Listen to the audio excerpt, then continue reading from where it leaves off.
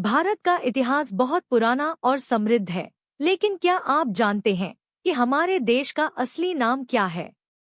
वाल्मीकि रामायण के सुंदरकांड में भगवान हनुमान जी ने कहा है, अयोध्या व ज्योतिष्मती नाम। यहाँ ज्योतिष्मती का अर्थ है ज्योति से भरी हुई। इसलिए हमारे देश का असली नाम ज्योतिष्मती है। शिव पुराण के अनुसार भगवान शिव ने इस देश को ज्योतिष्मती नाम दिया था। यह नाम हमें हमारे देश की महानता और समृद्धि की याद दिलाता है। भारत का इतिहास बहुत पुराना है और इसमें कई महान ऋषि, मुनि और राजा हुए हैं। वेदों में हमारे देश का वर्णन भारतवर्ष के रूप में किया गया है। महाभारत में भी भारतवर्ष का वर्णन है।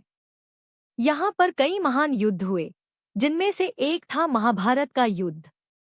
यह युद्ध कौरव और पांडवों के बीच हुआ था।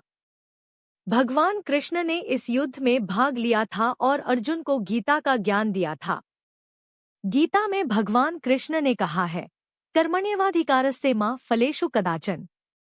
इसका अर्थ है कि हमें अपने कर्मों पर ध्यान देना चाहिए, न कि उनके फल पर। यह ज्ञान हमें अपने जीवन में आगे बढ़ने के लिए प्रेरित करता है। भारत का इतिहास हमें सिखाता है कि हमें अपने देश और संस्कृति पर गर्व करना चाहिए।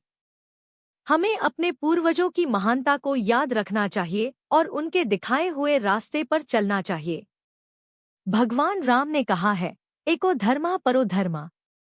इसका अर्थ है कि धर्म एक है, लेकिन उसके रास्ते कई हो सकते हैं। यह ज्ञान हमें अपने जीवन में सही रास्ता चुनने के लिए प्रेरित करता है। भारत का इतिहास हमें सिखाता है कि हमें अपने देश और संस्कृति की रक्षा करनी चाहिए।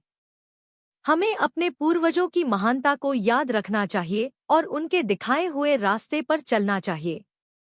तो वीडियो को लाइक, शेयर करें और सब्सक्राइब जरूर करें।